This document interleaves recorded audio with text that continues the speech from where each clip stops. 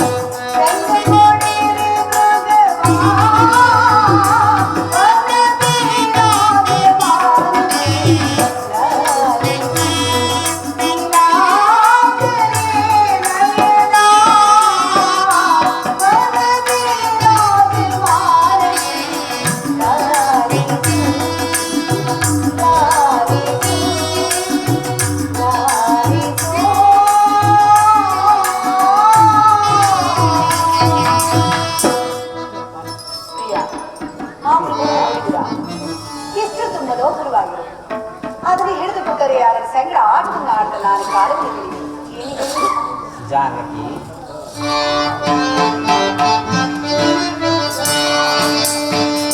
माँ जानकी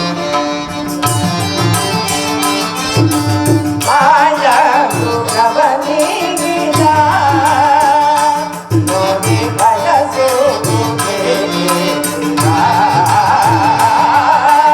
माया सुखवनी गिरा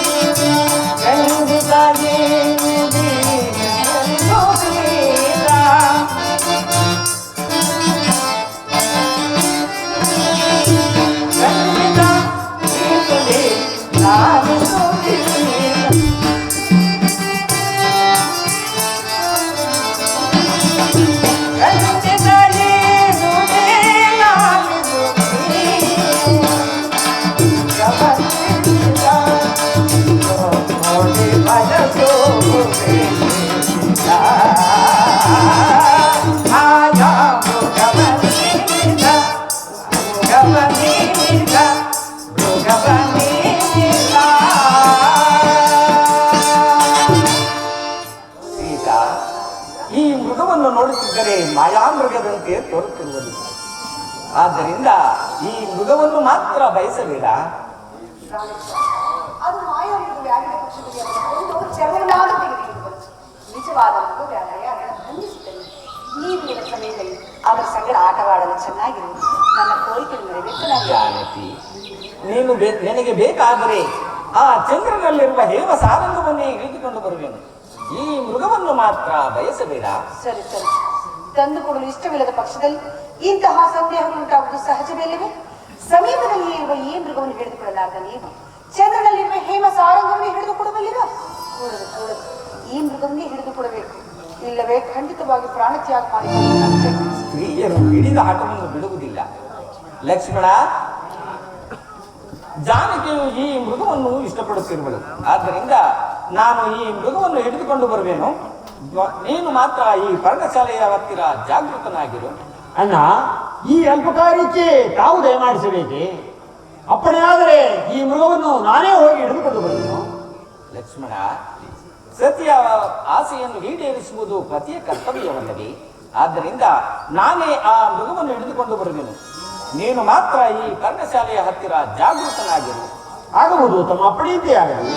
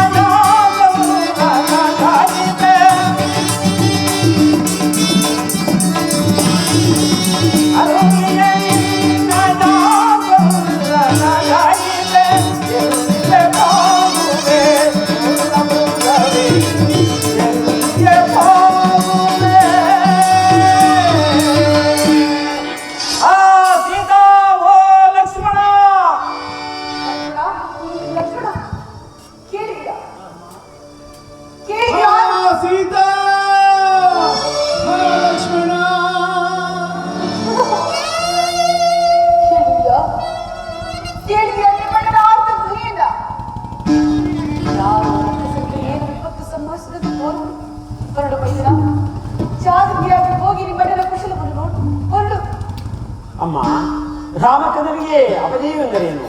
ಯಾರೋ ರಾಕ್ಷಸರು ನಮ್ಮನ್ನು ಮೋಸಗೊಳಿಸಲು ಹೀಗೆ ಮಾಡಿರುವುದು.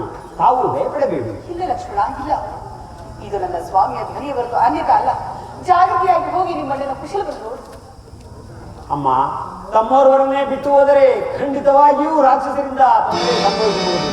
ಇದೊಂದು ವಿಚಾರದಲ್ಲಿ ನನ್ನನ್ನು ಮನ್ನಿಸಿ. ಏನು ಹೋಗುವುದಿಲ್ಲವೇ ಲಕ್ಷ್ಮಣ? ಈಗ ಅರ್ಥವಾಯಿತು, ಈಗ ಅರ್ಥವಾಯಿತು. ಗುಪ್ತ ಶತ್ರುಗಳಾದ ನಿಮ್ಮನ್ನ ಪ್ರಿಯ ಸಹೋದರರೆಂದು ಭಾವಿಸಿದ್ದು ನನ್ನ ಸ್ವಾಮಿಯು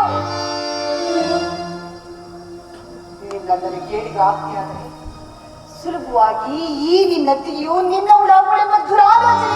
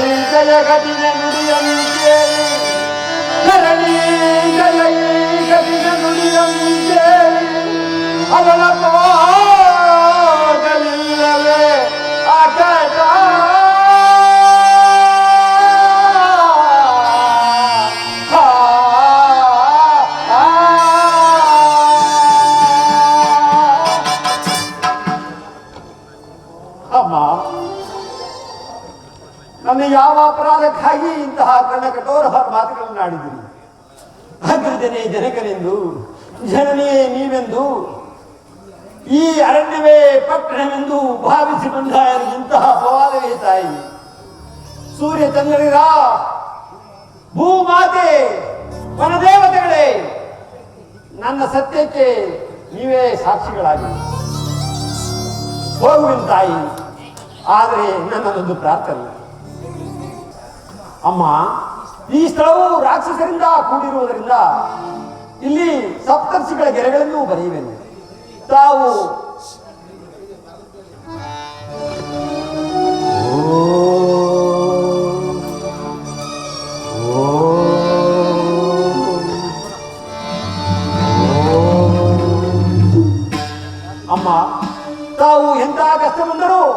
ಈ ಗೆರೆಗಳನ್ನು ದಾಟಿ ಹೊರಕ್ಕೆ ಬರಕೂಡದು. ಹಾಗೆ ಆದ್ರೆ ಭೂಮಾತೆ, ನಿನ್ನ ಮಗಳನ್ನು ರಕ್ಷಿಸುವ ಭಾರವು ನಿನ್ನದು. ನಾನೇನು ಬರುವೆನು.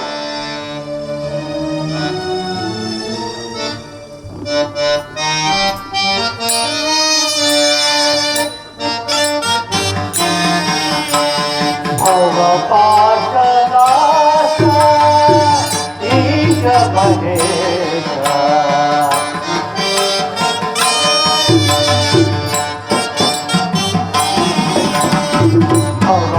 ಭವಪಾಶನಾಶ ಈಶ ಮಹೇಶ ಭವಭಯ ಶಂಕರನೇ ಶಿವನೇ ಭವಭಯ ಶಂಕರನೇ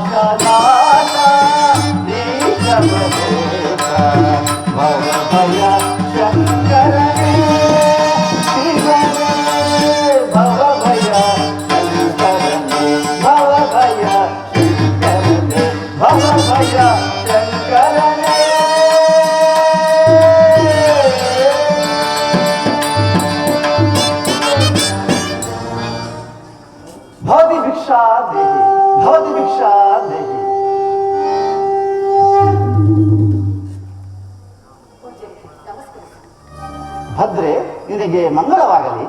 ನೀನು ಯಾರು? ರೂಪವತಿಯ ಪ್ರತಿ ದೋರ್ವಳೆಯಲ್ಲಿ ವಾಸಿಸಲು ಕಾರಣವೇನು? ನಿನ್ನ ನಾಮಾಂಕಿತವೇನು? ಪೂಜ್ಯರೇ, ನಾನು ಅಯೋಧ್ಯಾಧಿಪತಿಯಾದ ದಶರಥ ಮಹಾರಾಜನ ಸೊಸೆ, ಶ್ರೀರಾಮಚಂದ್ರನ ಧರ್ಮಪತ್ನಿ, ಪಿತೃವಾಕ್ಯ ಪರಿಪಾಲನಾರ್ಥವಾಗಿ ಅರಣ್ಯದಲ್ಲಿ ವಾಸವಾಗುವುದು.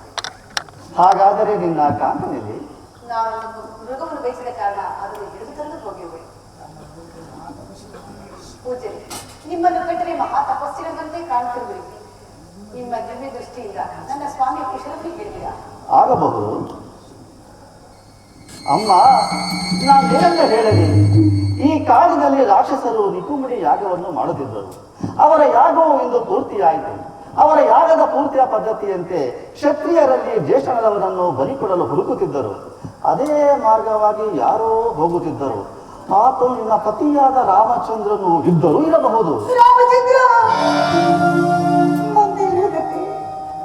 ಅಮ್ಮ, ಆಪತ್ಕಾಲದಲ್ಲಿ ಧೈರ್ಯವನ್ನು ಅವಲಂಬಿಸಬೇಕು.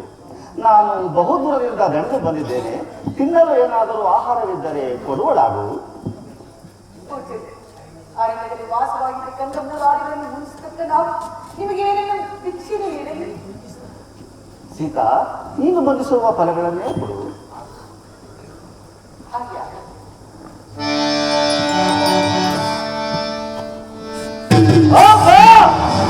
ಲಕ್ಷ್ಮಣನು ಸಪ್ತ ಋಷಿಗಳನ್ನೇ ಸೃಷ್ಟಿಸುವನಲ್ಲ. ಬರ ಲಕ್ಷ್ಮಣ ಮೆಚ್ಚಿನ ತಾಳ್ಮೆಗೆ. ಅಂದು ಸೀತಾ ಸ್ವಯಂವರದಲ್ಲಿ ಶ್ವರಸರು ಎತ್ತಲಾರದೆ ಮುಗಿಸಿ ಬಿದ್ದಾಗ ಉಪ್ಪರಿಗೆಯ ಮೇಲೆ ನಿಂತು ಕೇಕ ಹಾಕಿ ನಕ್ಕಳಲ್ಲ ಈ ಸೀತೆ. ಅದರ ಪ್ರತೀಕಾರಕ್ಕಾಗಿ ಇಂದು ಸೀತಾಪಹರಣ. ನನ್ನ ಸೋದರರಾದ ಖರದೂಷಣರು ಸಂಹರಿಸಿದ ಪ್ರತೀಕಾರಕ್ಕಾಗಿ ಇಂದು ಸೀತಾಪಹರಣ. ನನ್ನ ಸೋದರಿಯ ನಾಸಿಕವನ್ನು ಕೈದ ಪ್ರತೀಕಾರಕ್ಕಾಗಿ ಇಂದು ಸೀತಾಪಹರಣ. ಭವತಿ ಭಿಕ್ಷಾ ದೇಹಿ, ಭವತಿ ಭಿಕ್ಷಾ ದೇಹಿ.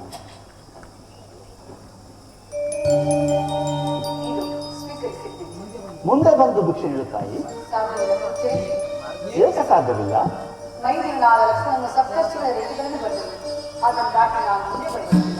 ಸಪ್ತರ್ಷಿಗಳ ಗೆರೆಗಳನ್ನು ಬರೆದಿರುವುದು ಏತಕ್ಕೋಸ್ಕರವೆಂದರೆ ಈ ಕಾಡಿನಲ್ಲಿ ಮಾಯಾವಿಗಳಾದ ರಾಕ್ಷಸರು ಅನೇಕ ಗೆರೆದವರು. ಅವರು ಒಳಗೆ ಬರೆದ ಹಾಗೆ ಗೆರೆಗಳನ್ನು ಬರೆದಿರುವುದೇ ವಿನಃ ನಮ್ಮಂತಹ ಮಹನೀಯರಿಗೆ, ಇಂತಹ ತಾಪಸೋತ್ತಮರಿಗೆ ಭಿಕ್ಷೆಯನ್ನು ನೀಡಬೇಡ ಅಂತಲ್ಲ. ಮುಂದೆ ಬಂದು ಭಿಕ್ಷೆಯನ್ನು ನೀಡುವುದರ ನೀರು, ಇಲ್ಲವಾದರೆ ಇಲ್ಲವೆಂದು ಬಿಡು. ನಾನು ಹೋಗುವೆನು. ರಾಮಚಂದ್ರ, ನನ್ನ ಹಸಿರ ಶಾಪವು ನಿನಗೇ ಸೇರಲಿ. ಶಾಂತವಾಗಿ ಕೋಪಿಸಲಾಗದು. ಇದು ನಿಮ್ಮ ಇಚ್ಛೆಯಿಂದ ಭಿಕ್ಷೆಯನ್ನು ನೀಡಿ. ಮುಂದೆ ಬಾ, ಇನ್ನು ಮುಂದೆ ಬಾ ತಾಯಿ, ಇನ್ನು ಮುಂದೆ ಬಾ ತಾಯಿ, ಇನ್ನು ಮುಂದೆ ಬಾ ತಾಯಿ.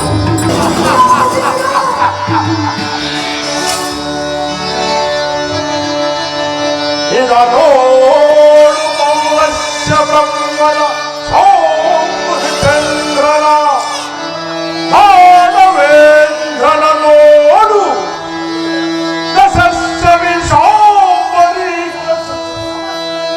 ಸಮಸ್ತ ನಿತ್ಯನ ಮನೋತ್ಸಾಹ ಮಂಜನ ಮನ್ನತಾಂಗನ ನೋಡು ದಶಸ್ಸವಿ ಸಾಂಬರೀಕ ಚಂದ್ರನ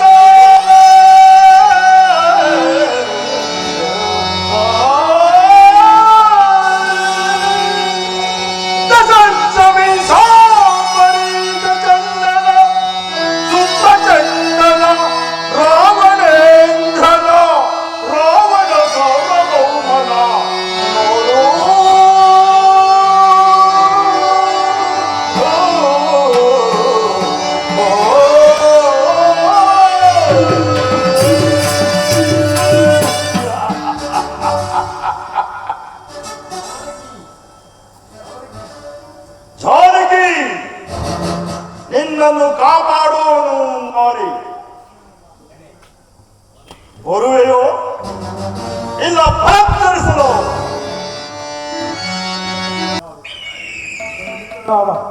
ದಶರಥ ಮಹಾರಾಜನ ಪುತ್ರರಾದ ರಾಮಚಂದ್ರನ ಹೆಸರನ್ನು ಹೇಳಿ ದುಃಖಿಸುತ್ತಿರುವ ನಾವು ಯಾರು? ನೀನು ಯಾರು? ಹೀಗೆ ಯಾರು?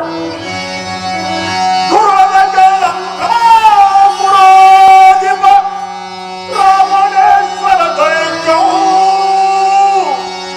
ಹರಿಯಾಣ ಪರ್ಯಂಬರುಳೆ ಏತಕ್ಕೆಲ್ಲ ಕೆಣಕಿ ಹರಣವ ಬಿಡುವೆ.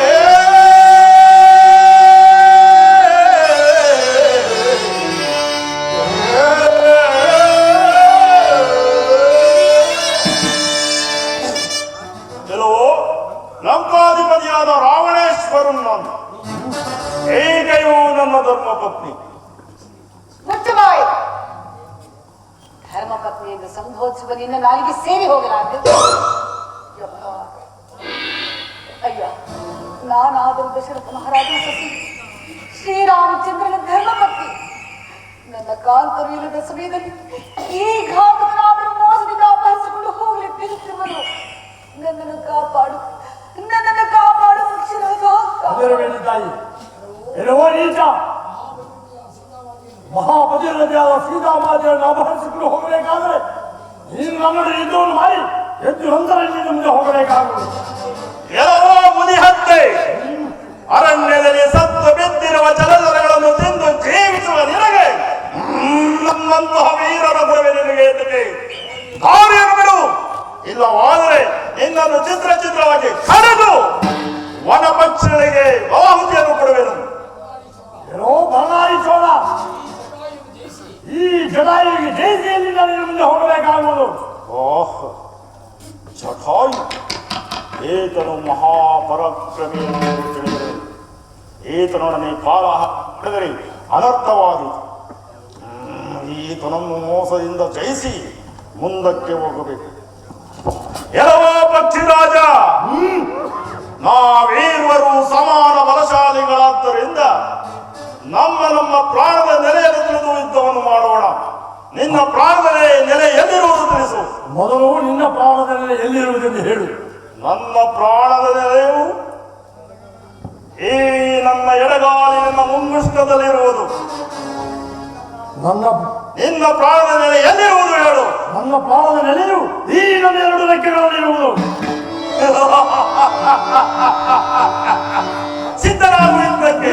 ಸಿದ್ಧರಾಗು.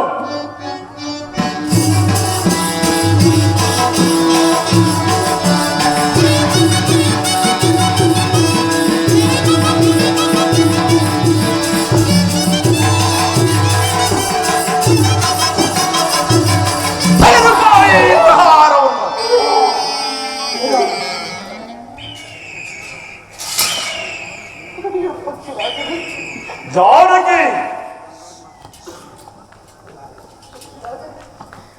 ನನ್ನನ್ನು ಕಾಪಾಡುವುದಕ್ಕೆ ನಿನಗೆ ಇಂತಹ ಪರಿಸ್ಥಿತಿ. ಈಗೇನು ಮಾಡಲಿ? ನನ್ನ ಸ್ವಾಮಿಗೆ ನನ್ನ ವಿಚಾರವನ್ನು ತಿಳಿಸುವ ಬಗೆಯಾದರೆ ಹೇಗಿದೆ? ಹೌದು, ನಾನು ಪತಿವ್ರತೆಯಾಗಿದ್ದ ಪಕ್ಷದಲ್ಲಿ ತ್ರಿಕರಣ ಶುದ್ಧದಿಂದ ನನ್ನ ಸ್ವಾಮಿಯನ್ನು ಸೇವಿಸಿದ್ದೇ ನಿಜವಾಗಿದ್ದೆ. ಪಕ್ಷಿರಾಜನೇ, ನನ್ನ ಸ್ವಾಮಿಗೆ ಎಲ್ಲ ವಿಚಾರಗಳು ತಿಳಿಸಿ ಆತಂದರೆ ನೀನು ಸದ್ಗತಿಯನ್ನು ಪಡೆ. ಆತಂದರೆ ನೀನು ಸದ್ಗತಿಯನ್ನು ಪಡೆ. ಆತನಿಂದಲೇ ನೀನು ಸದ್ಗತಿಯನ್ನು ಪಡೆ. ನೋಡಿದೆಯಾ ನನ್ನ ಪರಾಕ್ರಮವನ್ನು? ನಡೆ, ಆ ಪಾರ್ಶ್ವದಲ್ಲಿ ಪುಷ್ಪಕ ವಿಮಾನವಿರುವುದು, ಅದರಲ್ಲಿ ಕುಳಿತು ಲಂಕೆಗೆ ಪ್ರಯಾಣ ಮಾಡೋಣ. ರಾಮಚಂದ್ರ,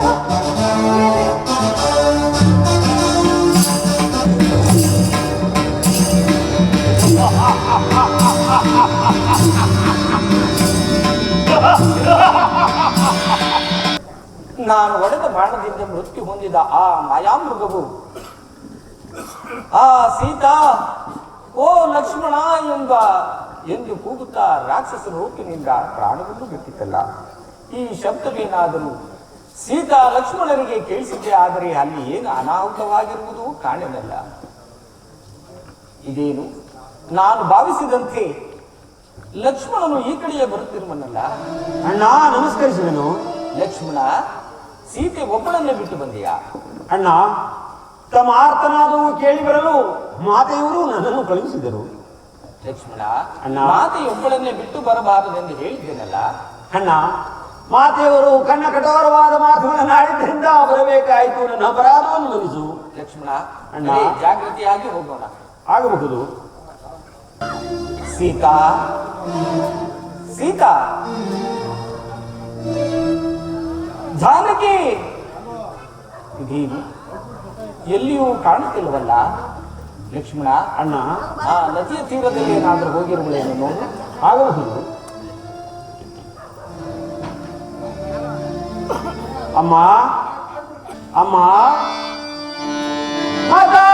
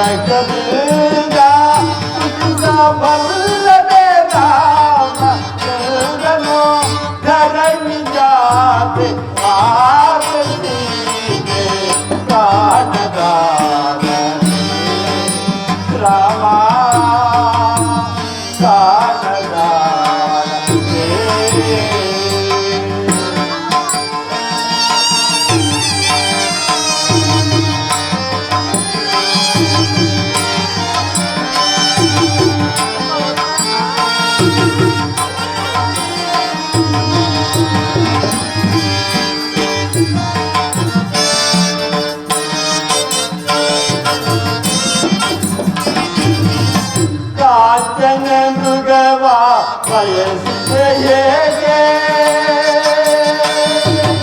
ಅಮ್ಮ ಅಮ್ಮ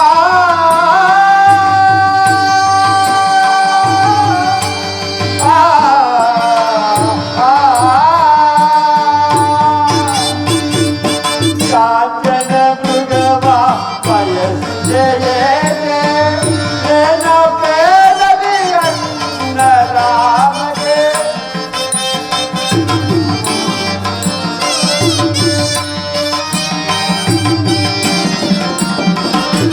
ಕಾಂಚನ ಮೃಗವ ಬಯಸಿದೆ ಹೇಗೆ ನೆನಪೇರಲಿ ಅಣ್ಣ ರಾಮಗೆ ಹೇಗೆ ತೋರಲಿ ಈ ಮಗವ ಧರಣಿ ಜಾತೆ ಮಾತಸೀಗೆ ಬಾಣಗಾರರೇ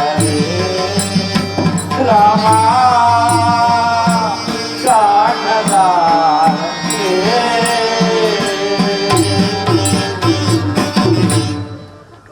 ಅಣ್ಣ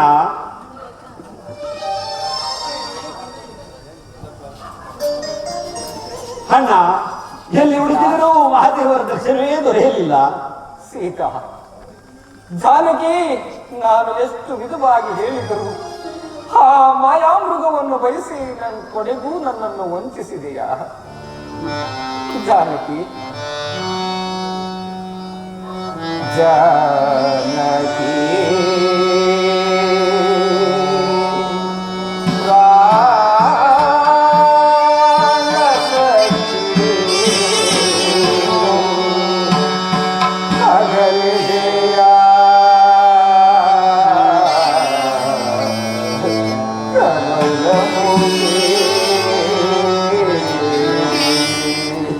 ಸೀತಾ, ಸೀತಾ,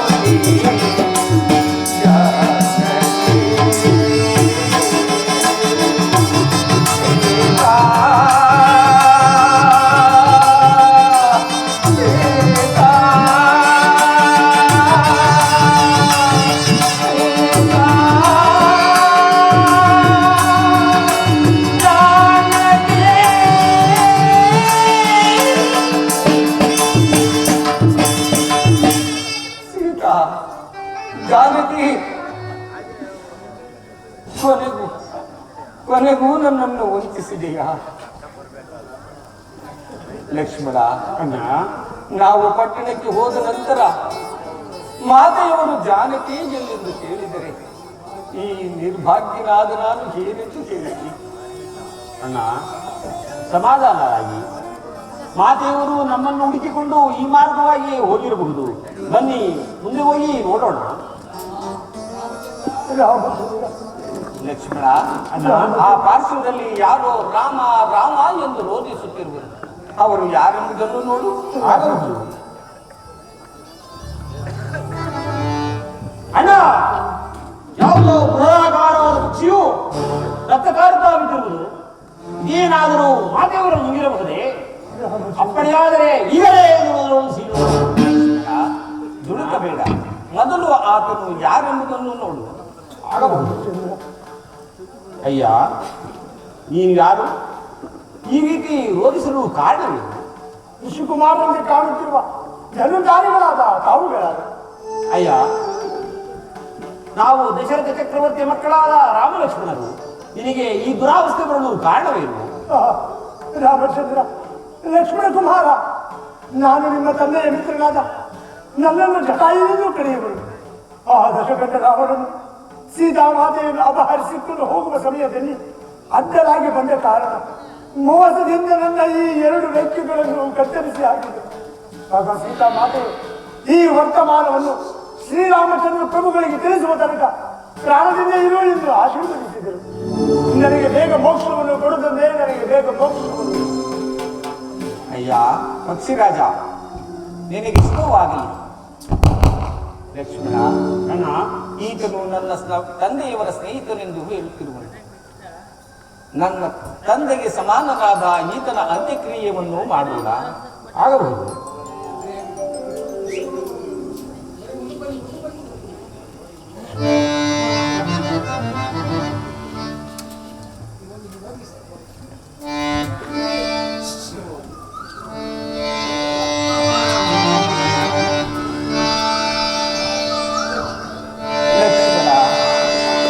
ಲಕ್ಷ್ಮಣ, ಸೀತಾ, ಸೀತಾ, ಜಾನಕಿ, ಕೊನೆಗೂ ನೀನು ರಾಕ್ಷಸರ ವಶಳಾದೆಯ.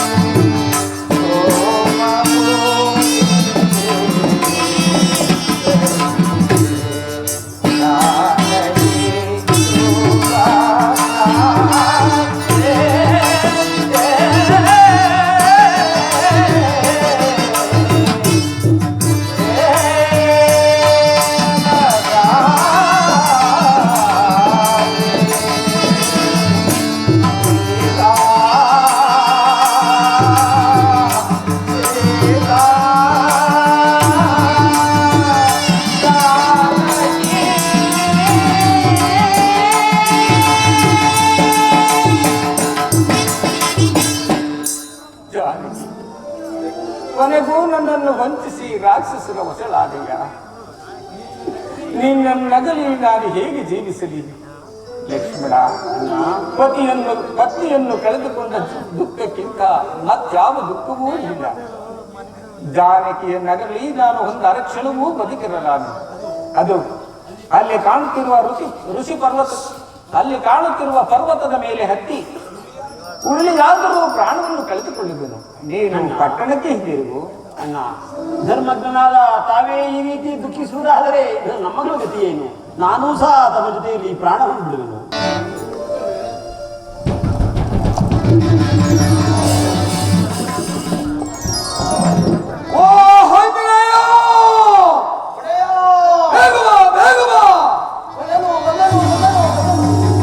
ಅಲ್ಲಿ ನೋಡು ಆಂಜನೇಯ, ಯಾರೋ ಇವರು ಮುನಿಕುಮಾರರು ಕವಂದನೆಂಬ ರಾಕ್ಷಸನನ್ನು ಭ್ರಾಂತಿಯಿಂದ ಪರ್ವತವನ್ನು ಹೊತ್ತುತ್ತಿರುವುದಕ್ಕೆ ಹೋಗುತ್ತಿರುವರು. ಅದು ಪರ್ವತವಲ್ಲ, ಕವಂದನೆಂಬ ರಾಕ್ಷಸರ ಮಾಯೆಯನ್ನು ಬೇಗ ತಿಳಿಸು, ಬೇಗ ತಿಳಿಸು. ಮಹದಾಜ್ಞೆ ಒಡೆಯ. ಹೀಗೆ ಬಾ. ಅವರು ವಾಲಿಯ ಪಕ್ಷದವರಾಗಿದ್ದರೆ ಅವರನ್ನು ಹಾಗೆಯೇ ಕಳಿಸಿಬಿಡು. ಇಲ್ಲವಾದರೆ ಇಲ್ಲಿಗೆ ಕರೆದುಕೊಂಡು ಬಾ. ಜಾಗ್ರತೆ ಗುರುಳು. ಓಹೋ ಮಹಾನುಭಾವರೇ,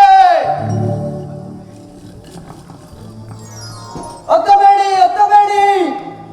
ಅದು ಪರ್ವತವಲ್ಲ, ಕಬಂಧನೆಂಬ ನನ್ನ ದೇಹವು. ಪರ್ವತವೆಂಬ ಭ್ರಾಂತಿಯಿಂದ ಹತ್ತಿ ಮೋಸವಾಗಿರಿ. ಜಾಗೃತಿಯಾಗಿ ಇಳಿದು ಬನ್ನಿ. ಲಕ್ಷ್ಮಣ, ಈತನು ಕಬಂಧನೆಂಬ ರಾಕ್ಷಸನಂತೆ. ಈತನನ್ನು ಹೀಗೆ ಉಳಿಸದೆಯಾದರೆ ನಮ್ಮಂತಹ ಅನೇಕ ಜನರು ಮೋಸ ಹೋಗುವರು. ಆದ್ದರಿಂದ ಈತನನ್ನು ಇಲ್ಲಿಯೇ ಸಂಹರಿಸಿಬಿಡೋಣ. ಲಕ್ಷ್ಮಣ, ನಮ್ಮನ್ನು ಈ ವಿಪತ್ತಿನಿಂದ ಪಾರು ಮಾಡಿದ ಆ ಪುಣ್ಯಾತ್ಮನ ಯಾರಾಗಿರಬಹುದು?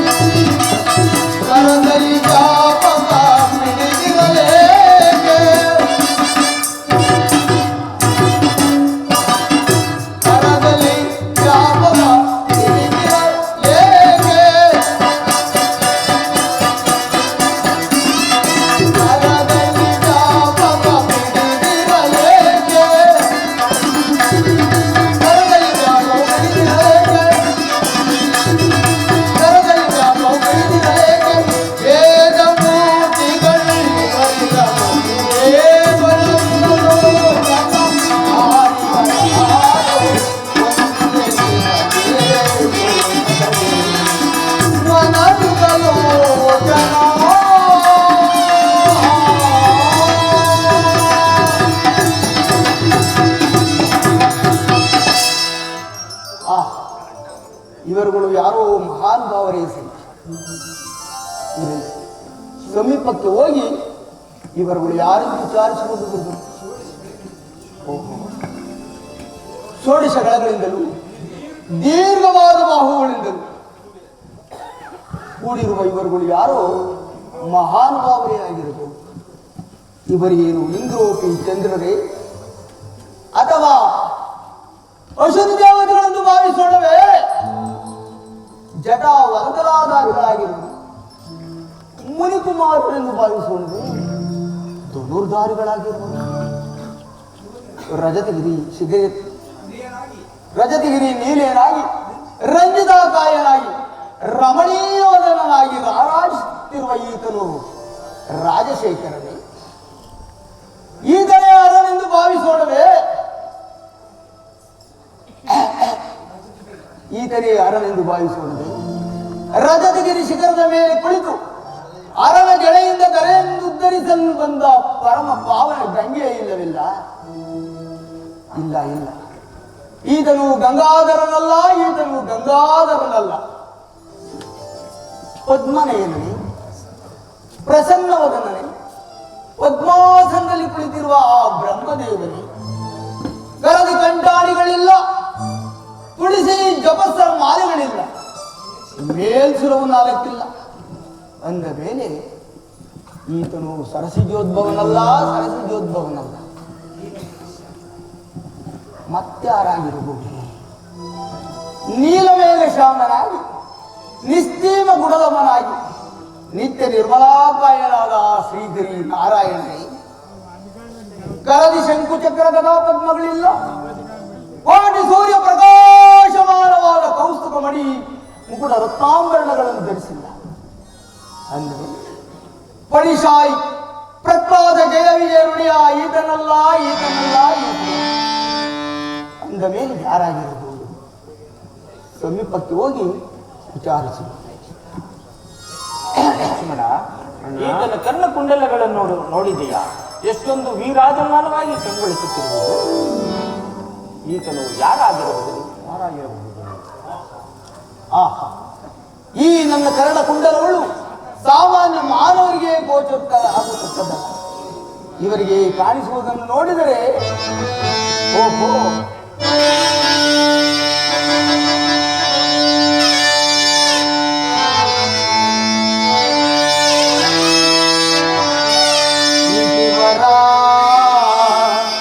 ನುಡಿಯ ದೂರದಲ್ಲಿ ಕೇಳಿ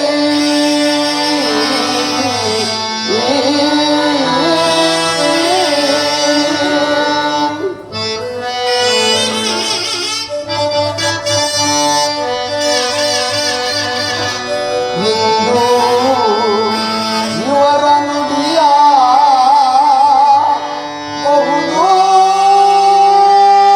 ಬಹುದೂರದಲ್ಲಿ ಕೇಳಿ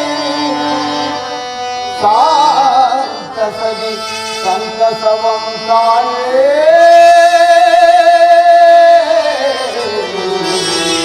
ಸಾಂತಸದಿ ಸಂತಸವಂ ಕಾಣೆ.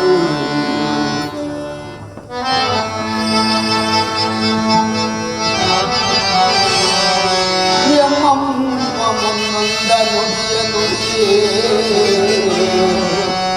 ಎಮ್ಮಮ್ಮ, ಮುನ್ನೊಂದ ನುಡಿ ನುಡಿಯೇ ಆ ನುಡಿ ಇಂದಿಗೆ ಸಮ್ಮತದಿ ನಿಜವಾಗೆಂದು ತಿಳಿಯೇ.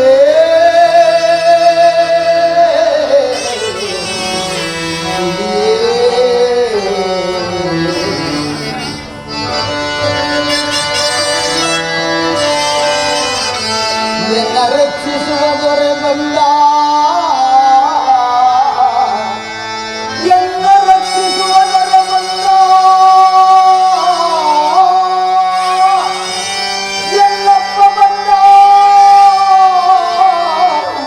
ಚಿಂತೆಯಿಂದೇ ಕಲಾವಿದೆ ಮನ ಸತ್ಯಾನಂದ, ಸತ್ಯಾನಂದ.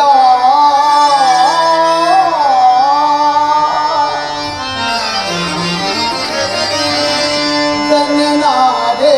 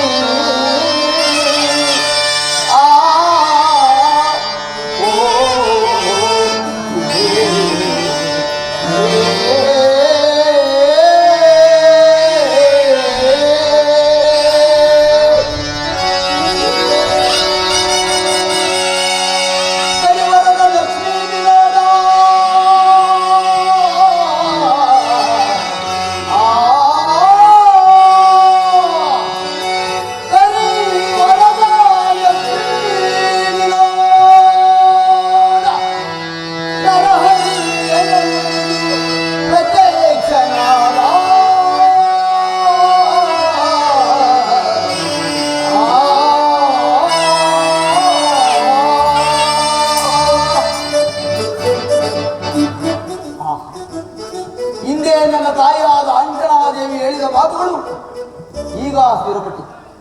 ಮಗು, ಈ ನಿನ್ನ ಕರ್ಣಕುಂಡಲಗಳು ಯಾರಿಗೆ ಗೋಚರವಾಗುವುದೋ ಅವರೇ ಮಾನವತಾರಿಯಾದರೂ ನಿನ್ನನ್ನು ರಕ್ಷಿಸುವ ಪ್ರಭುಗಳೆಂದು ಹೇಳಿದೆ. ಈಗ ನಾನು ಇವರುಗಳನ್ನು ನೋಡಿದರೆ ನನಗೂ ಸಹ ಅದೇ ಅಭಿಪ್ರಾಯ ಉಂಟಾಗುತ್ತದೆ. ಇರಲಿ, ಇವರುಗಳು ಯಾರೆಂದು ಸಮೀಪಕ್ಕೆ ಹೋಗಿ ವಿಚಾರಿಸಿದೆ. ಓಹೋ, ಮರೆತಿದ್ದೇನೆ. ಗುರು ಸನ್ನಿಧಿಗೂ ದೇವರ ಮಂದಿರಕ್ಕೂ ಮಕ್ಕಳಿರುವ ಮನೆಗೂ ರಿಕ್ತಸ್ಥದಿಂದ ಹೋಗಬಾರದೆಂದು ಹಿರಿಯರ ಆಯೋಕ್ತಿ ಇರುವುದು. ಆದ್ದರಿಂದ ಈ ವನದಲ್ಲಿ ದೊರೆಯಬಹುದಾದ ಫಲಪುಷ್ಪಾದಿಗಳನ್ನು ತೆಗೆದುಕೊಂಡು ಹೋಗಿ ಇವರ ಪಾದಾರ್ಚನೆ ಮಾಡಿ ನಾನು ಧನ್ಯನಾಗಿದ್ದೆ.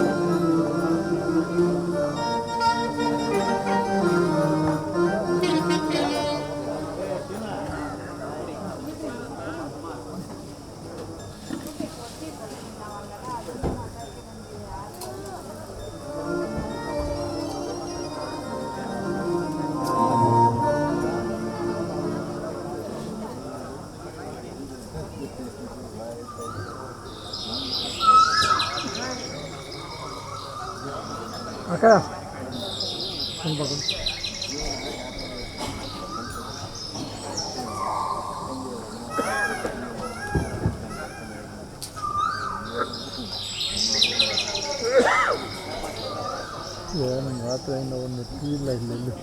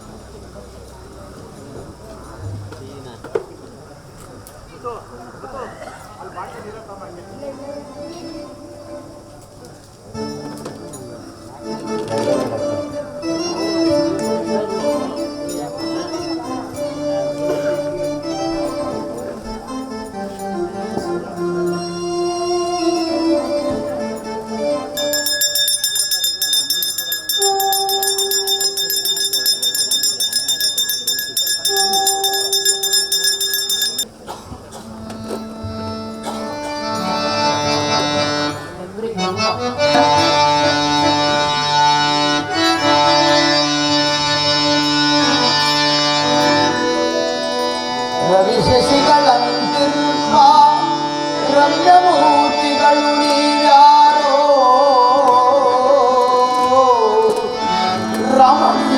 ರಮಣೀಯವಾದ ನಿಮ್ಮ ನಾಮಧೇಯವ ಪೇಳಿರೈ ರವಿಕುಲದರ್ಶಿ ದಶರಥಾಂಜಿತನ ಪುತ್ರರು ನಾವು ರವಿ ಕುಲದರ್ಶಿ ದಶರಥಾಂಜಿತನ ಪುತ್ರರು ನಾವು ರಾಮಲಕ್ಷ್ಮಣರೆಂದು ಕರೆಯುವರಮ್ಮ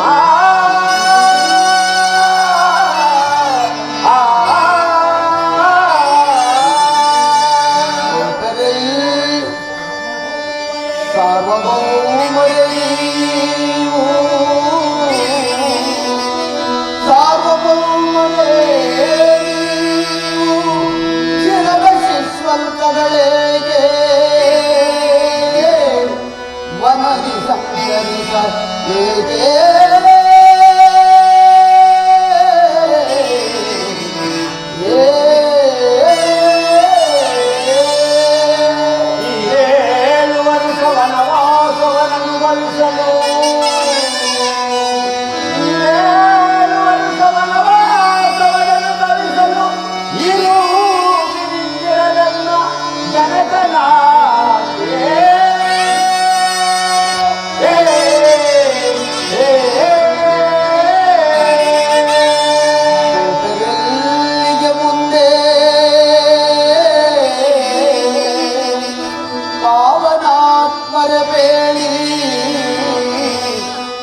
ಪಾರಮಾತ್ಮ ಸಂಗತಿಯ ಪ್ರಾರ್ಥಿಸುವೆನು.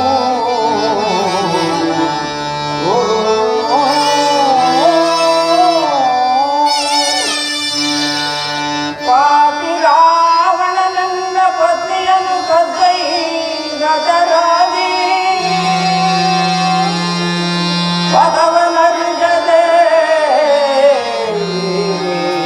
ಶರಣು ಬಿಡಮೋ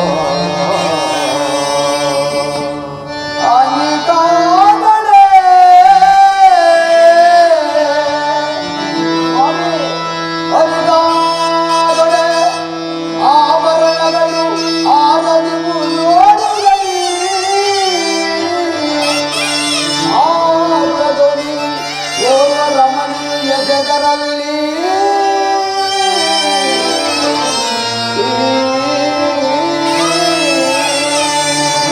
ಅಗಟಗಟ ಕಂಡನಿ ಜಾಲದಿಯ ಆಭರಣಗಳನ್ನು ನೋಡಿ ಅಪಾರವ ಮುಂದವಲ್ಲಂತಿಗುವುದು ಅನುಜ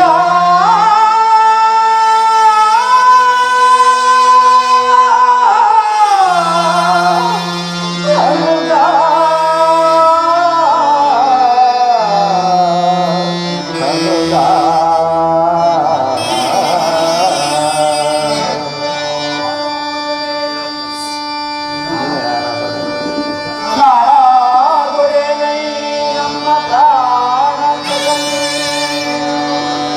ಶ್ರೀರಾಮದೂತ ಜಯ ರಾಮದೂತ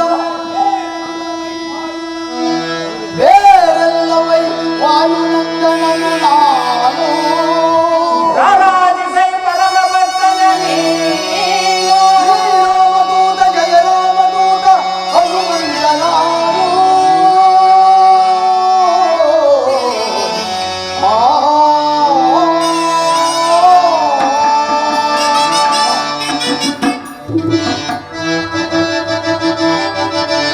ಜ್ಞಾನಗಮ್ಯ ಕರುಣಾನಿಧಿ ಹರಿ ಜ್ಞಾನಗಮ್ಯ ಕರುಣಾನಿಧಿ ಹರಿ ಜ್ಞಾನವಿದುರ ಕೊರಗಿರಿನಯಾಗಿ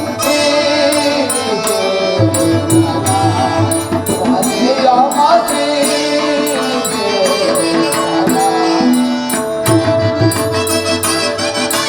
ಪಾಲಿಸಂಗ ಪರಮಾತ್ಮನೆಯಂಗಳು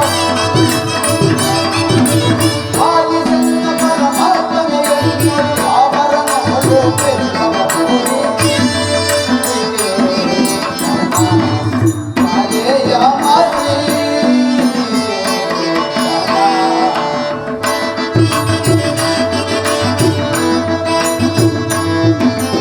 ಅಮ್ಮ ನಿಮ್ಮ ನುಡಿ ನಂಬಿದೆ ನಮ್ಮ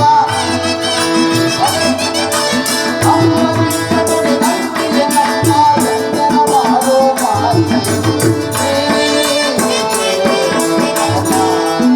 ಹರೆಯ ಮಾತ್ರಿ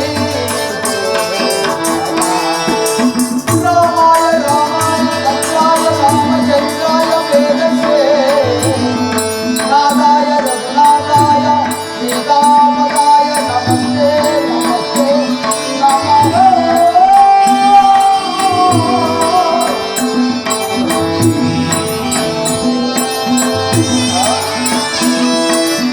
ಓ ರಾಘವ ಓ ರಾಘವ ದಾಶರಥೆ ಪಾಹಿಮಂ ಪಾಹಿಮಂ ದೇವಾ ಬ್ರಹ್ಮಚಾರಿ ಆಶ್ರಮದಲ್ಲಿರುವ ನನ್ನನ್ನು ತಮ್ಮ ಚರಣ ಸೇವಕನಾಗಿ ಸ್ವೀಕರಿಸಬೇಕೆಂದು ಬೇಡಿಕೊಳ್ಳುವೆನು ಎನ್ನಪ್ಪ. ಅಯ್ಯ ಭಿಕ್ಷುವೆ, ನೀನು ಯಾರು? ನಿನ್ನ ವೃತ್ತಾಂತವನ್ನು ತಿಳಿಸು. ಸ್ವಾಮಿ, ನಾನಾದರೂ ಪರಶುವನ ಅಂಶದಿಂದಲೂ ವಾಯುದೇವರ ಸಹಕಾರದಿಂದಲೂ ಕೇಸರಿ ಎಂಬ ಕಪಿಕುಲದ ಅಧ್ಯಕ್ಷರ ಧರ್ಮಪತ್ನಿಯಾದ ಆಂಜನಾದೇವಿ ಗರ್ಭಾಂಬುಧದಲ್ಲಿ ಜನಿಸಿದ ನನ್ನನ್ನು ಹನುಮಂತ ಎನ್ನುತ್ತಲೂ ಮಾರುತಿ ಎನ್ನುತ್ತಲೂ ನನ್ನನ್ನು ಕರೆಯುತ್ತಿರುವುದು ಸ್ವಾಮಿ. ಪ್ರಭು, ಅದು ನೋಡಿ ಅಲ್ಲಿ ಕಾಣುತ್ತಿರುವ ಋಷಿಮುಖ ಪರ್ವತದಲ್ಲಿ ಎನ್ನೊಡೆಯನಾದ ಸುಗ್ರೀವರಾಜನು ತನ್ನ ಅಣ್ಣನಾದ ವಾಲಿಯಿಂದ ರಾಜ್ಯಭ್ರಷ್ಟನಾಗಿ ಆ ಪರ್ವತದ ಶಿಖರದಲ್ಲಿ ಅಡಗಿ ಕುಳಿತಿರುವುದು. ಆತನಾದರೂ ನಿಮ್ಮಗಳನ್ನು ನೋಡಿ ನಿಮ್ಮಗಳ ಸ್ನೇಹವನ್ನು ಗಳಿಸಲು ನನ್ನನ್ನು ಇಲ್ಲಿಗೆ ಕಳಿಸಿದರು. ತಾವುಗಳಾದರೂ ಅಲ್ಲಿಗೆ ಬರುವುದಾದರೆ ಈ ನನ್ನ ಬಾಹುಗಳ ಮೇಲೆ ಕುಳಿತುಕೊಳ್ಳುವರಾಯಿತು. ನಾನು ಅತಿ ಶೀಘ್ರದಲ್ಲಿ ಎತ್ತಿಕೊಂಡು ಹೋಗಿ ನನ್ನ ಒಡೆಯ ಮೇಲೆ ಬಿಡುವೆನು. ಅಯ್ಯ ಮಾರುತಿ, ಸ್ವಾಮಿ, ನಾವು ಮಾರ್ಗಾಯಾಸದಿಂದ ಬಹಳವಾಗಿ ಬಳಲಿರುವುದರಿಂದ ನಿನ್ನ ಒಡೆಯನಾದ ಸುಗ್ರೀವನನ್ನು ಇಲ್ಲಿಗೆ ಕರೆಯಿಸು. ಮಾದಾಜ್ಞೆ ಪ್ರಭು, ಮಾದಾಜ್ಞೆ ಪ್ರಭು. ಓಹೋ ಸುಗ್ರೀವರಾಜ, ಓ ಆಂಜನೇಯ, ಬೇಗ ಬಾ, ಬೇಗ ಬಾ. ವಿಚಾರವೇನು ಆಂಜನೇಯ? ಬಂದಿರುವವರು ಯಾರೆಂದು ತಿಳಿದಿರುವೆ? ಯಾರಾಗಿರಬಹುದು ಆಂಜನೇಯ? ಅಯೋಧ್ಯಾಪುರದ ದಶರಥ ಚಕ್ರವರ್ತಿಯ ಮಕ್ಕಳಾದ ಶ್ರೀ ರಾಮಲಕ್ಷ್ಮಣರು, ಮಹಾನುಭಾವರು, ಮಹಾನುಭಾವರು. ಉದ್ಧಾರ ಮಾಡುವ ಮಹಾನುಭಾವರು. ನಿನ್ನ ಕಷ್ಟ ಸುಖಾದಿಗಳನ್ನು ಅವರಲ್ಲಿ ಹೇಳಿಕೋ, ನಿನ್ನ ಕಷ್ಟವು ಪರಿಹಾರವಾದರೂ ಆಗಬಹುದು. ಆಗಲಿ ಆಂಜನೇಯ. ಬಾ.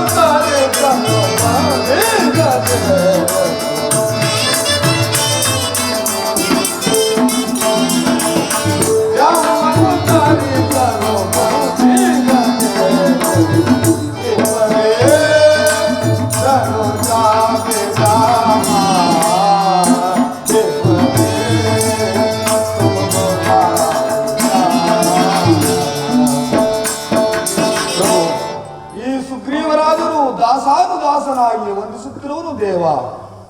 ಸುಗ್ರೀವನೇ, ಪ್ರಭು, ನಿನ್ನ ವೃತ್ತಾಂತವನ್ನು ತಿಳಿಸು. ಆಗಬಹುದು ಪ್ರಭು. ಪ್ರಭು, ನಾನು ನಮ್ಮಣ್ಣನಾದ ವಾಲಿಯು ಏಕೋದರರು.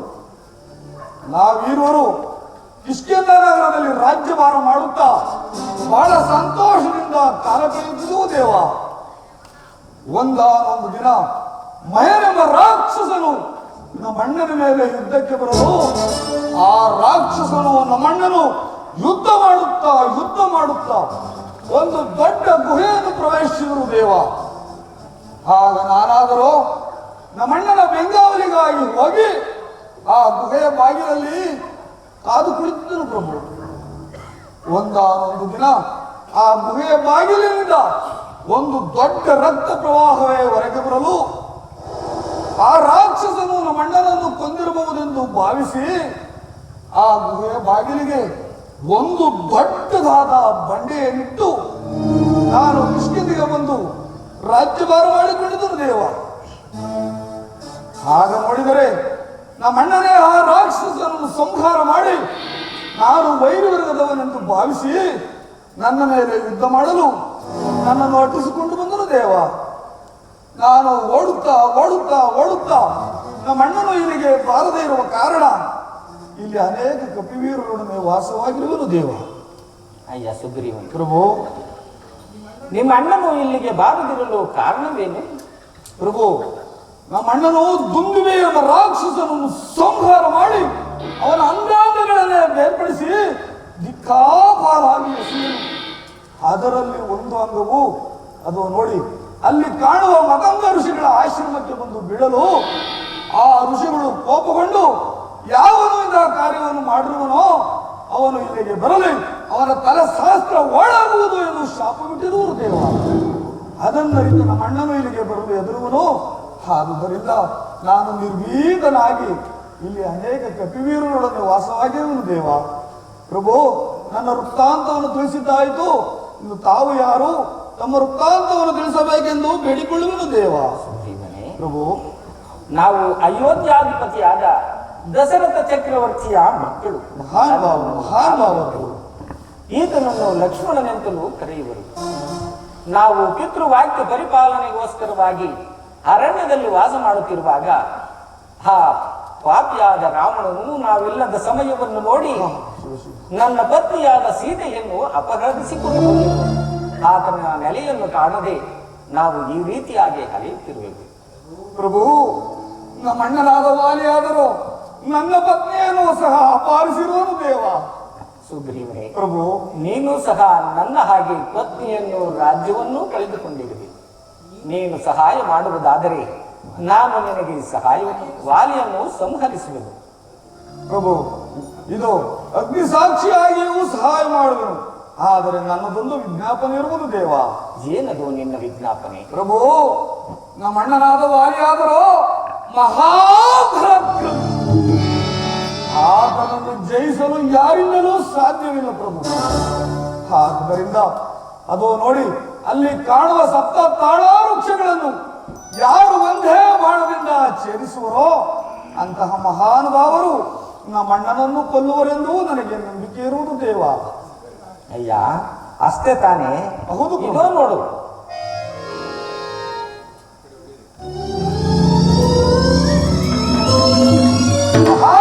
ಮಹಾನುಭಾವರು ಪರೀಕ್ಷಿಸಿದ ನನ್ನ ಅಪರಾಧವನ್ನು ಮನ್ನಿಸಬೇಕು ದೇವ.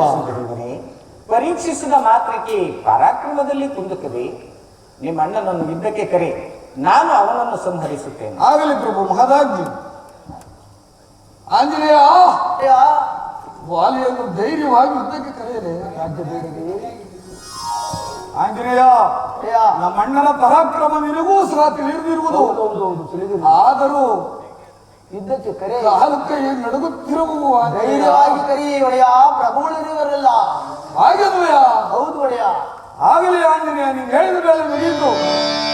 ಕರೆಯಲೆ, ಧೈರ್ಯವಾಗಿ ಕರೆಯಲೆ. ರಾಜ್ಯ ಬೇಡವೇ? ಬೇಕು ಆಂಜನೇಯ. ಪತ್ನಿ ಬೇಡವೇ? ಬೇಕಪ್ಪ. ಆದರೆ ಕರಿ ವಾಲಿಯನ್ನು ಯುದ್ಧಕ್ಕೆ. ಆಗಲಿ ಆಂಜನೇಯ. ನಾರಿಚಾರ ಯುದ್ಧಕ್ಕೆ ಬರುವನಾಗೋ ಭ್ರಷ್ಟ.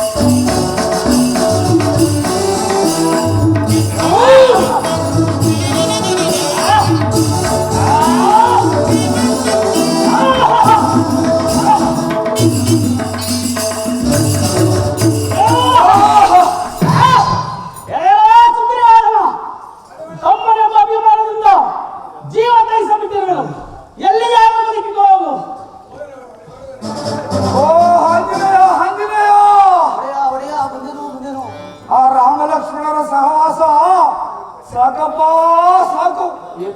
ಸದ್ಯ ನನ್ನ ಪ್ರಾಣ ಉಳಿಯಿತು. ಅವ್ರು ಯಾವ ಮಾರ್ಗವಾಗಿ ಬಂದ್ರು ನೋಡು, ಅವ್ರನ್ನ ಅದೇ ಮಾರ್ಗವಾಗಿ ಕಳಿಸ್ಬಿಡಪ್ಪ. ಪೆಟ್ಟಾಯ್ತೇನಯ್ಯ? ತುಂಬಾ ಪೆಟ್ಟಾಯ್ತು ಆಂಜನೇಯ. ನೋವಾಯ್ತೇನಯ್ಯ? ಹೇಗೆ ಕೇಳುವೆ ಆ ವಿಚಾರ? ತಿಂದವರಿಗೆ ನನಗೆ ತಾನೇ ಗೊತ್ತಿರುವುದು. ಓಹೋ, ಬಲವಾಗಿ ಹೊಡೆದಿರುವನು ಹೇಳುವ ಹಾಗಿಲ್ಲ. ಸುಗ್ರೀವನೇ, ಪರೀಕ್ಷೆ ಹೇಗೆ ಸ್ವಾಮಿ? ಸುಗ್ರೀವನೇ ಪ್ರಭು, ನಿಮ್ಮ ಅಣ್ಣನಿಗೂ ನಿನಗೂ ಆ ಕಾಲದಲ್ಲಿ ವ್ಯತ್ಯಾಸವು ಗೊತ್ತಾಗದ ಕಾರಣ ನಾನು ಬಾಣ ಪ್ರಯೋಗ ಮಾಡಲಿಲ್ಲ. ಇದು ಈ ಮಾಲೆಯನ್ನು ಧರಿಸಿಕೊಂಡು ನಿಮ್ಮ ಅಣ್ಣನನ್ನು ಯುದ್ಧಕ್ಕೆ ಕರೆ. ಲಕ್ಷ್ಮಣ, ಅಣ್ಣ ತೆಗೆದುಕೋ ಈ ಮಾಲೆಯನ್ನು. ಆಗಬಹುದು. ಸುಗ್ರೀವನಿಗೆ ಧರಿಸು. ಆಗಬಹುದು.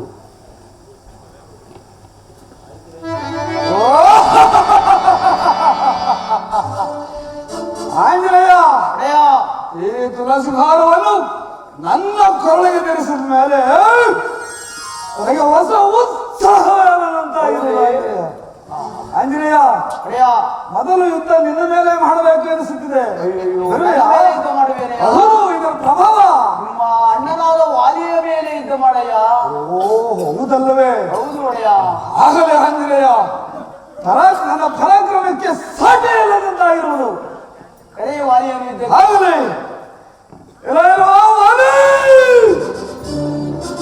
ಈ ಸಾರಿ ಬಂದಿರುವನು ಹೊಸ ಸುಗ್ರೀವ.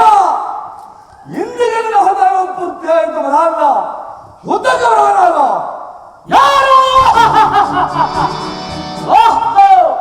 ಸುಗ್ರೀವನ ಮನೆಗಳನ್ನು ತಿಂದು ತಿಂದು ಅಲ್ಲಿಗಳನ್ನು ತೀರಿಯಿಂದ ನೀರ ಬಂದೇವೆ. ಹೆಂಡಕ್ಕೆ ಯಾವ ಯುದ್ಧವನ್ನು ಮಾಡೋಣ? ಯುದ್ಧ ಮಾಡೋಣ. ಅದು ನನಗೆ ಬಲು ಪ್ರಿಯವಾದ್ದು. ಸಿದ್ಧರಾಗ ಹಾಗಲಿ ಯುದ್ಧನಾಗ.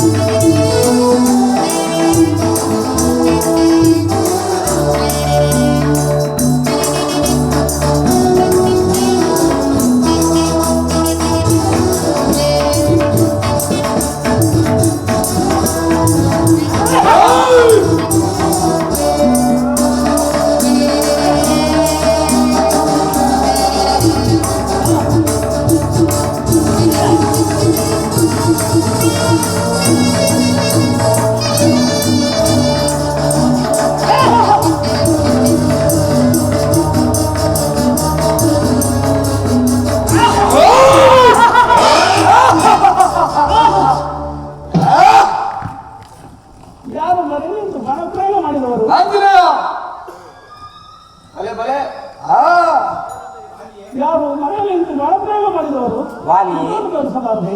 ನಾನು ರಾಮನು.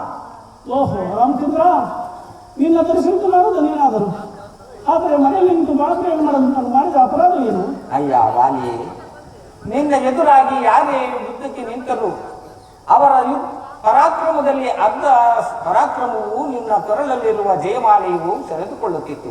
ಆ ಗುಟ್ಟನ್ನು ಹರಿತ ನಾನು ಮರೆಯಲ್ಲಿ ನಿಂತು ಬಾಣ ಪ್ರಯೋಗ ಮಾಡಬೇಕಾಯಿತು. ಈಗಲೂ ನಿನ್ನ ಜೀವದ ಮೇಲೆ ಆಸೆ ಇದ್ದರೆ ಹೇಳು, ನನ್ನ ಬಾಣವನ್ನು ಉಪಸಂಹಾರ ಮಾಡಿಕೊಳ್ಳುತ್ತೇನೆ. ಬೇಡ ರಾಮಚಂದ್ರ, ಬೇಡ. ನಿನ್ನ ಬಾಣವನ್ನು ಹುಷಿಯಾಗಬಾರದು. ಆದರೆ ನನ್ನನ್ನು ವಿಜ್ಞಾಪನೆಯನ್ನು ನಡೆಸಿಕೊಳ್ಳುವ. ಏನದು ನಿನ್ನ ವಿಜ್ಞಾಪನೆ? ರಾಮಚಂದ್ರ, ನನ್ನ ಮಗನಾದ ಅಂಗನನ್ನು, ಪತಿಯಾದ ತಾರೆಯನ್ನು, ತನುವಿನಾದ ಸುಗ್ರೀವನನ್ನು ಕಾಪಾಡುವುದಾರು ನಿನ್ನದು. ಸುಗ್ರೀವರಾಜ, ಅಣ್ಣ ಅಣ್ಣ, ಇಂದಿಗೆ ನಿನ್ನ ನನ್ನ ವೈರತ್ವವು ಮುಗಿಯಿತು. ಈ ನನ್ನ ಕೊನೆಯಲ್ಲಿ ಕೈಗೆ ನಿಲ್ಲಿಸಿದ್ದು ಇಲ್ಲದಿದ್ದರೆ ನನ್ನ ಕಾಲವನ್ನು ಹೋಗುವುದಿಲ್ಲ. ಆಗಲಿ ಅಣ್ಣ, ನನ್ನಿಂದಲೇ ನೀನು ಹತನಾಗಬೇಕಾಯಿತು. ನನ್ನ ಅಪರಾಧವನ್ನು ಮನ್ನಿಸಿ ಬಿಡಣ್ಣ, ನೀನು ಇಷ್ಟದಂತೆಯೇ ಆಗಲಿ. ಸುಗ್ರೀವ ಅಣ್ಣ, ರಾಮಚಂದ್ರನಿಗೆ ಸಹಾಯವನ್ನು ಮಾಡಿ. ಆಗಲಿ ಅಣ್ಣ. ರಾಮಚಂದ್ರ, ರಾಮಚಂದ್ರ, ವಾಲಿಯ ಅಗಾಧವಾದ ವಾರ್ತೆಯನ್ನು ಕೇಳಿ ಅಂಗದ ಕುಮಾರನು ರೋಧಿಸುತ್ತಾ ಇದ್ದಲೇ ಬರುತ್ತಿರುವುದು.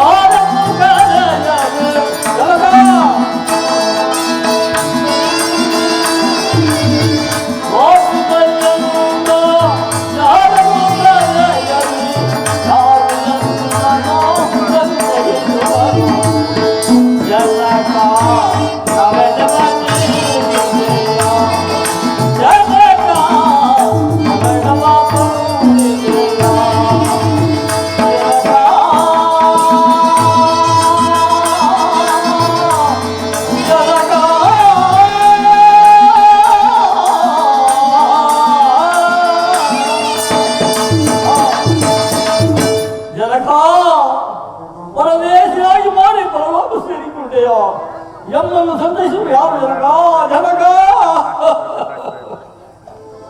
ಅಂಗದನೇ, ದುಃಖಿಸಬೇಡ, ನಿನ್ನನ್ನು ಕಾಪಾಡುವ ಭಾರ ನನ್ನದು. ಪ್ರಭು ರಾಮಚಂದ್ರ, ನಮ್ಮನ್ನೆಲ್ಲರೂ ಕಾಪಾಡುವವರು ನಿಮ್ಮದು ಸ್ವಾಮಿ. ಹಾಗೆ ಆಗಲಿ ಲಕ್ಷ್ಮಣ. ಅಣ್ಣ ಸುಗ್ರೀವನೇ, ಪ್ರಭು ಅಂಗದನನ್ನು ಪರಿವಾರವನ್ನು ಕರೆದುಕೊಂಡು ಹೋಗಿ ನಿಮ್ಮಣ್ಣನ ಉತ್ತರ ಕ್ರಿಯಾದಿಗಳನ್ನು ಮಾಡಿರಿ. ಮಹದಾಜ್ಞೆ ಪ್ರಭು. ಲಕ್ಷ್ಮಣ, ಕಿಷ್ಕಿಂಧೆಗೆ ಹೋಗಿ ಸುಗ್ರೀವನಿಗೆ ರಾಜ್ಯ ಪಟ್ಟಾಭಿಷೇಕವನ್ನು, ಅಂಗದನಿಗೆ ಯುವರಾಜ ಪಟ್ಟವನ್ನು ಕಟ್ಟಿ ಜಾಗೃತಿಯಾಗಿ ಬಂದುಬಿಡು. ಆಗಬಹುದು ಪ್ರಭು. ಪಟ್ಟಾಭಿಷೇಕವಾದ ಮೇಲೆ ನಮ್ಮಿಂದಾಗಬೇಕಾದ ಕಾರ್ಯವಾದರೂ ಏನು ಆಜ್ಞಾಪಿಸಬೇಕು ದೇವ. ಸುಗ್ರೀವನೇ, ಪ್ರಭು, ಈಗ ವರ್ಷಕಾಲವು ಸನ್ನಿಹಿತವಾಗಿರುವುದು. ಶರದೃತು ಪ್ರಾರಂಭವಾದ ಕೂಡಲೇ ಸೀತಾನ್ವೇಷಣ ಕಾರ್ಯಕ್ಕೆ ಪ್ರಾರಂಭಿಸಿ ತಮ್ಮ ಇಷ್ಟದಂತೆಯೇ ಆಗಲಿ ಪ್ರಭು. ನೀವೆಲ್ಲರೂ ಕಿಷ್ಕಿಂಧೆಗೆ ಹೊರಡಿ. ಆಗಬಹುದು ಪ್ರಭು.